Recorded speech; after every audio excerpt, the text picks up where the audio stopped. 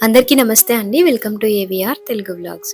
చాలామంది 7 శనివారాల పూజకి సంబంధించి ఇంకా డౌట్స్ అడుగుతూనే ఉన్నారు కదా! నేను ఆల్రెడీ కొన్ని వీడియోస్ పోస్ట్ చేశానండి. చాలామంది ఆ వీడియోస్ నచ్చినియి అని, డౌట్స్ అన్నీ క్లియర్ అయినియి అని కామెంట్స్ పెడుతున్నారు. అలాగే ఇంకా కొత్త డౌట్స్ కూడా కొంతమంది అడుగుతున్నారు. సో, అవి కూడా మన సబ్‌స్క్రైబర్స్‌కి యూజ్ అవుతాయి కాబట్టి నేను ఈ వీడియోలో ఆ డౌట్స్ గురించి కూడా చెప్తున్నానండి. అలాగే నేను చేసుకున్న 7 శనివారాల పూర్తి పూజా విధానం కూడా తొందరలో వీడియో నేను పోస్ట్ చేయబోతున్నానండి. ఈ వీడియోలో కామెంట్స్‌లో వచ్చిన డౌట్స్ గురించే చెప్తానండి. చాలామంది కలశం పైన వేసిన జాకెట్ ముక్క కానీ, అలాగే పీట పైన వేసింది కానీ, మళ్ళీ వచ్చే వారం వాడుకోవచ్చా? కొత్తయి వాడాలా? అని అడుగుతున్నారు. 7 వారాలు కూడా వాటినే మనం వాడుకోవచ్చండి. పీఠం పైన వేసిందైతే మనకి పసుపు, కుంకుమ అవి పడతాయి కాబట్టి, దానిని మనం వాష్ చేసుకొని మళ్ళీ నెక్స్ట్ వీక్‌కి ఉపయోగించొచ్చు. కలశం పైన పెట్టిన బ్లౌజ్ పీస్ అలానే ఉంటుంది కదండీ! మనం కోన్ షేప్‌లో తయారు చేసి కొబ్బరికాయ పైన పెట్టుకుంటాం కదా! ఆ కలశం పైన పెట్టిన అదే బ్లౌజ్ పీస్‌ని 7 వారాలు కూడా వాడుకోవచ్చు. లేదా ప్రతి వారం మీరు దంపతులకి భోజనం పెట్టుకున్నట్లయితే శనివారం పూజ అయిన తర్వాత వాళ్ళకి కలశం పైన పెట్టిన బ్లౌజ్ పీస్‌ని, పీఠం పైన వేసిన క్లాత్‌ని కానీ వాళ్ళకి ఇవ్వచ్చు. లేదు భోజనం పెట్టుకోవట్లేదు అనుకునే వాళ్ళు 7 వారాలు కూడా వాటినే వాడుకోవచ్చు. కొంతమంది శుక్రవారం నాన్ వెజ్ తినొచ్చా? లేదా పూజ అయిన నెక్స్ట్ డే నాన్ వెజ్ తినొచ్చా? అని కూడా కామెంట్స్‌లో ఎక్కువగా అడిగారండి. మనం శనివారం వ్రతం చేస్తున్నామంటే శుక్రవారం ముందు రోజు మాంసాహారం అస్సలు తీసుకోకూడదండి. ఎందుకంటే మనం వ్రతం అనగానే ఆ రోజు అప్పటికప్పుడే మనం పనులు మొదలుపెట్టాం కదండీ! ముందు రోజు నుంచి కూడా మనం చేసుకుంటూనే ఉంటాం. ఇంటి పనులు కానీ, పూజకి కావాల్సినవన్నీ తెచ్చుకోవడం కానీ, లేదా పువ్వులు, మాలలు కానీ ఇవన్నీ కూడా మనం ముందు రోజు నుంచే ప్రిపేర్ చేసుకుంటాం కాబట్టి, ఇంట్లో మాంసాహారం ముందు రోజు అస్సలు వండకండి. ఆ రోజు తినకూడదు కూడా. పూజ అంటే మనం చేసేది వ్రతం కాబట్టి తప్పనిసరిగా ముందు రోజు మాంసాహారం తినకూడదు. శుక్రవారం అస్సలు తినొద్దు. కానీ ఆదివారం తినొచ్చా అని అడుగుతున్నారు కదా! సో, పూజ అయిపోయిన తర్వాత శనివారం పీఠం కదిపేసుకుంటాం కదండీ! 2 పూట్ల పూజ చేసుకొని శనివారం పీఠం కదిపేసుకుంటాం కాబట్టి, ఆదివారం మాంసాహారం తిన్నా పర్లేదు కానీ శుక్రవారం మాత్రం అస్సలు తినకండి. అలాగే ఎక్కడికైనా అంటే 1, 2 వారాలు పూజ చేసుకున్న వాళ్ళు, మూడో వారం ఎక్కడికైనా గుడికో, లేదంటే ఎక్కడికైనా వెళ్ళాల్సి వస్తే, ఆ వారం స్కిప్ చేసుకొని నెక్స్ట్ వారం చేసుకోవచ్చా అని అడుగుతున్నారు.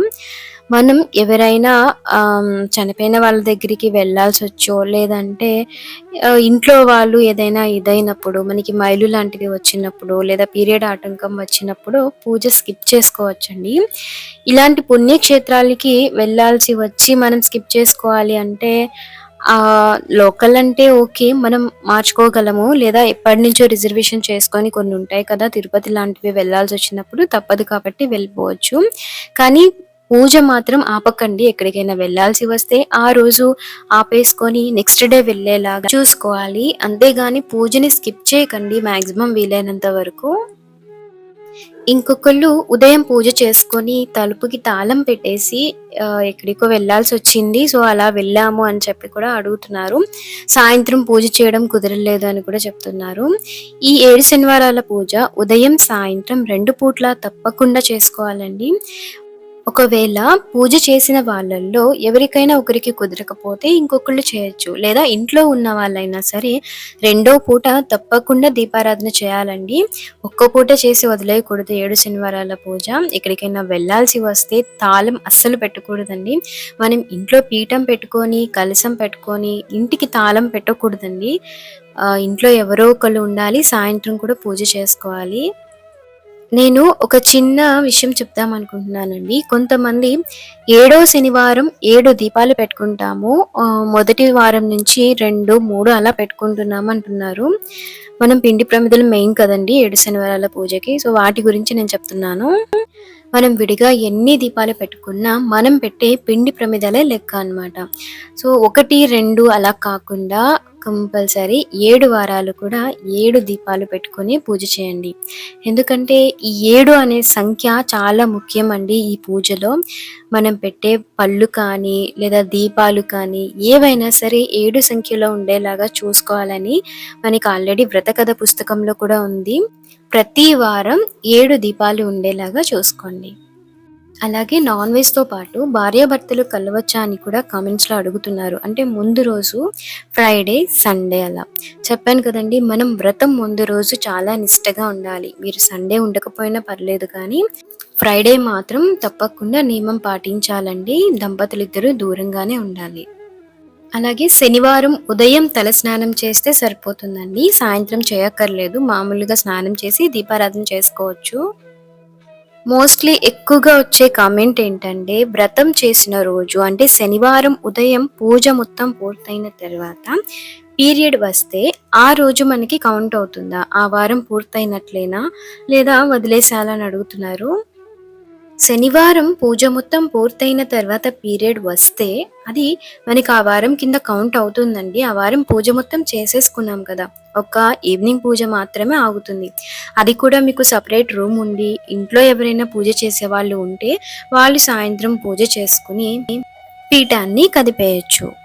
అదే పూజ మొదలుపెట్టక ముందు కానీ, పూజ మధ్యలో కానీ వచ్చినట్లయితే మనకి ఆ వారం కౌంట్ అవ్వదండి. ఈ పూజ చేసుకున్న రోజు ఇంట్లో ఖచ్చితంగా ఒక ఇద్దరు దంపతులకి కానీ లేదా ఒక్కరికైనా సరే భోజనం పెట్టాలి అంటారు కదండీ! సో, అలా కొంతమంది పెట్టట్లేదు. కంపల్సరీ పెట్టాలా, కుదరట్లేదని కూడా మెసేజ్ చేస్తున్నారు. మనం ప్రతి వారం పెట్టడం కుదరకపోయినా, ఏడో వారమైనా సరే కనీసం ఒక 7 దంపతులకు కానీ, లేదా ఒక్క దంపతులకైనా సరే భోజనం పెట్టొచ్చండి. అలా కూడా వీలు పడనప్పుడు ప్రతి వారం బయట బ్రాహ్మణులకి భోజనానికి కావాల్సిన స్వయం పాకం కానీ, లేదా భోజన నిమిత్తం ఒక 200 300 లేదా 500 కానీ, భోజన నిమిత్తం ఇలా ఇస్తున్నానండి. నేను ఈ వారం పూజ చేసుకున్నాను అని వాళ్ళకి చెప్తే, వాళ్ళు మంత్రాలు చదువుతూ భోజన నిమిత్తం మనం ఇచ్చిన దానాన్ని పుచ్చుకుంటారండి. సో, ఇలా కూడా మనం గుడికి వెళ్లి చేయొచ్చు.